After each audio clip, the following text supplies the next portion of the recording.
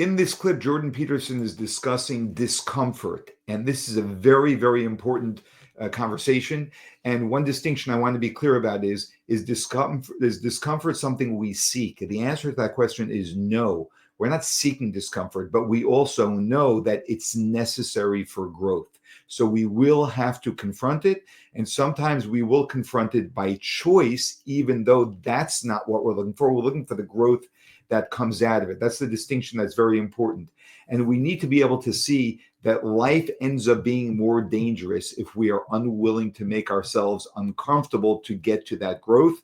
And that if we are unwilling to get to that growth, we end up losing, so to speak, our soul. Let's see how he articulates this in a very beautiful way.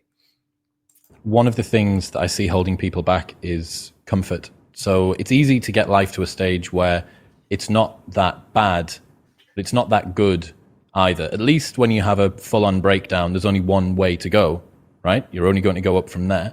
But I think it's possible to wallow for years in a just about passable life, right? Sedated by comfort. And I see this temptation in myself as well, to give up the good for the great. What would you say to people who are trying to escape this curse of mediocrity? Well, if you're satisfied with it in some fundamental sense, I mean, there's something to be said, I suppose, for walling off a private space for yourself if you can maintain it, and detaching yourself to some degree from the troubles of the world and maintaining your own little private garden. The problem with that is the snakes tend to seep in from the outside, right? It's pretty difficult to wall yourself off in any real sense from the concerns of the world. So it isn't clear to me that that's a viable solution. It also means that you might justify to yourself lack of civic engagement. You know, I shouldn't go to church. I shouldn't take part in the political process because it's all so corrupt. I should hide myself from all the annoying noise that's generated constantly on the media front. And I have some sympathy for that viewpoint, but I don't believe it's really possible, because you can't have a walled garden independently of the health of the broader society. It's just not possible. Maybe you can have it for a very short period of time, but if you're comfortable with what you have and it's genuine comfort, then I think, okay, but generally it's not. I think for the most part, it's people that have become sedated. You know, they've forgotten their dreams, but they've forgotten that they've forgotten them. Pink Floyd's Comfortably Numb is about this, right? They've become comfortably numb. I think most people, so I have this friend, and this story really hit me. So during the pandemic, running a podcast, I was able to have the thing that I feel I'm good at, my artistic pursuit and outlet, that was available for me to continue. It was actually increased because I didn't have other stuff to do. And I have a friend that's a barber, and he got a job at a supermarket. Barbers shut down for a long period of time, and he got a job at a supermarket stacking shelves overnight. And I asked him, I was like, man, how are you finding the new job? This is a big change. He's like, do you know what it is? I actually don't mind the work. I don't mind the people that I work with. But man, I miss being good at something. Right. Well, dude, that hit me so hard. Right. I missed being good at something. Yeah. Well, people need the opportunity to be good at something. So then you might ask yourself, well, what's the best antidote to the discomfort of life? And you might say, well, it's comfort. And I suppose that's what you act out when you swaddle a baby. But a better antidote is something like adventure to excellence. And that's far better antidote to suffering than the mere absence of suffering. So, not to say that the mere absence of suffering, that's not nothing, you know.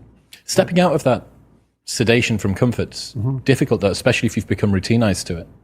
Yeah, well, that's the difficulty of maturity. You know, the Freudians said very wisely that the good mother necessarily fails. What's that mean? It means she stops providing the comfort that insulates people against the need for adventure. I heard you say recently that a mother's ability to let her child go out into the world, knowing that they're still vulnerable and that it's now down to them and the world to look after them, that's one of the bravest things. That's the bravery of a mother, to allow that to happen. But not only that, to facilitate it. So what about... Way you go, kid. Way you go. Well, why? It's dangerous out there. It's like, yeah, no kidding. It's more dangerous here if you stay with me. By a lot. So you might lose your body out there in the world, but if you stay here, you lose your soul. How do you see that as an individual? Let's say that there isn't the mother there that's pushing you along. Well, one of the things Carl Jung, was very interested in the Oedipal complex, and that's basically the overprotective maternal. And he criticized Freud for presuming that it was really something the mother did. He said it's more relational than that. First of all, it would be something the father would allow to happen, assuming there was a father around. So let's not forget about the paternal contribution to allowing that to occur. Because in some sense, it's the father's role to serve as the antithesis of that maternal overprotection. So a woman is extremely bonded with her infant, say between 0 and 9 months, and the infant is utterly helpless. And so complete compassion and the provision of comfort is the only job that matters. And that's really the case. And then the woman has to switch gears to some degree. The mother has to switch gears as the child starts to become more mobile, fundamentally, and more independent. She has to let go of the infant, which is a real grieving process. And she has to start to facilitate this movement towards independence. But that's a hard shift. And so partly the role of the father in that is to be an advocate for the child's independence and to comfort the mother, to let her know that that degree of security provision is no longer necessary, but also to act as an advocate for the child's outgoing desire.